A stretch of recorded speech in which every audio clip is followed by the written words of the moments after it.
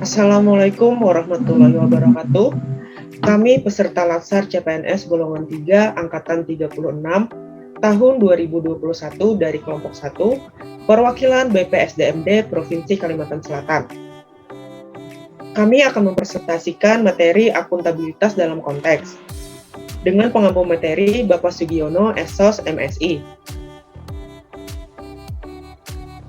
Sebelum masuk ke materi, izinkan kami memperkenalkan kelima anggota kelompok yang terdiri dari Norlia Anissa SPD, Muhammad Baihaqi SE, Nur Hidayah SPD, Agustian Padli Rahime SAP, dan Sri Mardiane SPD. Moto kelompok kami adalah ASN Sangga, yaitu santun, amanah, netral, giat, gigih, aktif, dan mengayomi.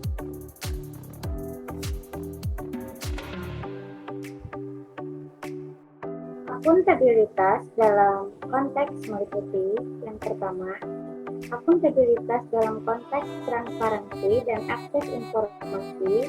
Yang kedua, akuntabilitas dalam konteks praktek kecurangan dan perilaku korup.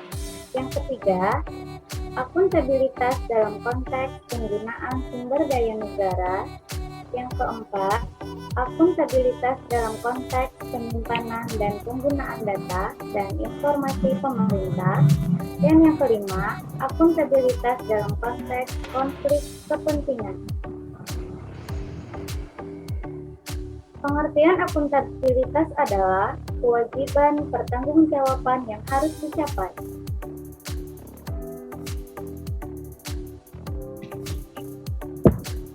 Untuk yang pertama, akuntabilitas dalam konteks transparansi dan akses informasi.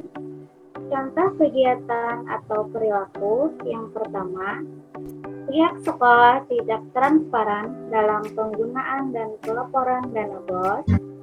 Akar penyebabnya, kurangnya rasa tanggung jawab kepala sekolah dan bendahara dana BOS dan tidak adanya rapat dalam pembuatan RKAS. Dampak negatifnya, penggunaan dana tidak sesuai dengan kenyataan dan akan menimbulkan adanya rasa saling curiga antar guru dan menimbulkan ketidaknyamanan kondisi dalam lingkungan sekolah. Solusi permasalahannya, kepala sekolah selaku pimpinan dan penanggung jawab harus berani mengambil sikap apabila ada penyalahgunaan pelaporan dana BOS dan mengadakan rapat dalam penyusunan RKAS serta saling berbagi informasi dalam menjalankan dana BOS. Contoh kegiatan atau perilaku yang kedua, tidak menyampaikan informasi mengenai bansos. Akar penyebabnya adalah adanya rasa malas dan tidak peduli di dalam diri dan beranggapan tidak menguntungkan dirinya. Dampak negatifnya, merugikan masyarakat yang seharusnya mendapatkan informasi mengenai bansos. Solusi permasalahannya, perlu adanya sosialisasi mengenai bansos kepada masyarakat. Yang kedua, akuntabilitas dalam konteks praktek kecurangan dan perilaku korup. Contoh kegiatan atau perilaku yang pertama, penyalahgunaan anggaran sekolah atau dana BOS. Akar penyebab, sumber daya manusia yang mengelola dana BOS masih rendah. Kurangnya pengawasan dari orang tua selaku masyarakat. Kurangnya etika dalam diri ASN. Dampak negatif, kurangnya fasilitas sarana dan prasarana sekolah dalam menunjang pembelajaran. Hilangnya kepercayaan masyarakat terhadap sekolah. Kemudian, solusi permasalahannya, memberi pengawasan terhadap penggunaan dana BOS baik oleh guru, staf, dan juga masyarakat. Kesadaran dalam diri ASN untuk menjadi seorang ASN yang lebih baik dan beretika. Contoh kegiatan atau perilaku yang kedua, orang tua menyogok sekolah agar bisa diterima di sekolah tertentu. Akar penyebab, orang tua memaksakan kehendak agar anaknya dapat bersekolah di sekolah tertentu. Tidak berlangsungnya peran dan fungsi masing-masing individu secara baik dan benar. Dampak negatif, hilangnya kepercayaan masyarakat terhadap sekolah dan penurunan kualitas sekolah. Solusi permasalahan, masing-masing individu atau kelompok hendaknya menjalankan peran dan fungsinya dengan sebagaimana mestinya. Orang tua tidak memaksakan kehendak jika anaknya tidak dapat bersekolah di sekolah tertentu. Yang ketiga, akuntabilitas dalam konteks penggunaan sumber daya negara.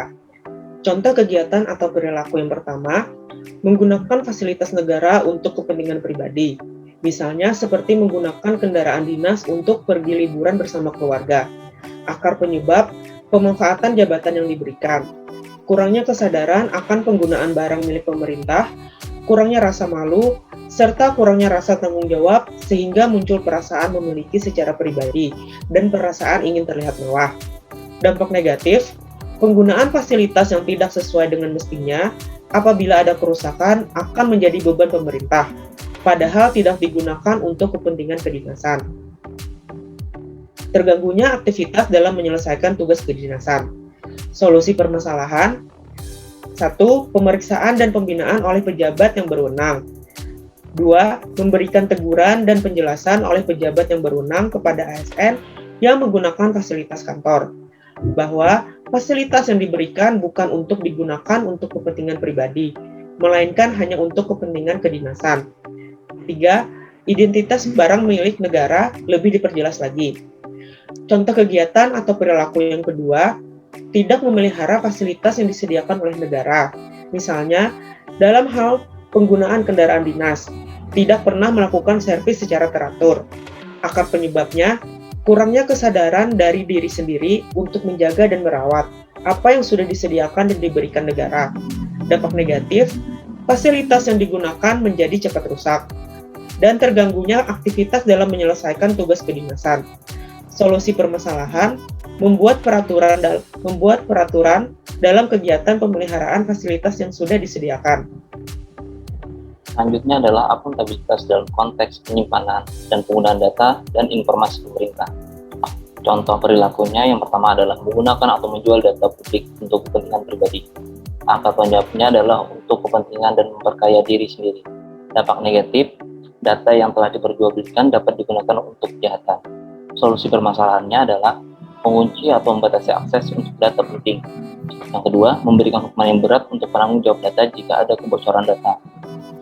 Yang selanjutnya adalah menyebarkan informasi lebih dulu sebelum ditetapkan waktu resmi penyebaran informasinya. Akar penyebabnya adalah adanya keinginan untuk memberitahu orang terdekat lebih dulu. Dampak negatifnya, informasi disalahgunakan sehingga menimbulkan kecurangan. Solusi permasalahannya, memberi peringatan hingga sanksi tegas jika informasi keluar sebelum tanggal ditetapkan untuk disebarkan. Yang kelima, akuntabilitas dalam konteks konflik kepentingan. Contoh kegiatan atau perilaku yang pertama, menggunakan fasilitas kerja yang ada di kantor untuk kepentingan bisnis diri sendiri. Contohnya printer. Akar penyebabnya, adanya keinginan untuk menguntungkan diri dengan modal yang minim. Dampak negatifnya, timbulkan kerugian yang dialami oleh pihak kantor karena fasilitas tidak digunakan dengan semestinya. Misalnya, printer akan lebih cepat rusak. Solusi permasalahannya, melakukan pengecekan berkala terhadap barang kantor, membuat peraturan tentang pemakaian fasilitas kantor, dan memberikan sanksi apabila terbukti melanggar peraturan yang diberikan. Contoh kegiatan atau perilaku yang kedua, mempekerjakan seseorang tidak sesuai kompetensinya pada suatu instansi, hanya atas dasar adanya hubungan keluarga. Akar penyebabnya, adanya keluarga yang ingin mendapatkan pekerjaan dengan mudah, tanpa harus mengajukan lamaran dan tanpa tes. Dampak negatifnya, pekerjaan tidak dilakukan dengan baik dan adanya kecemburuan sosial di lingkungan kantor. Solusi permasalahannya, melihat background setiap pelamar yang ingin dipekerjakan dan mempekerjakan seseorang sesuai dengan kebutuhan dan kapasitas di lingkungan kerja.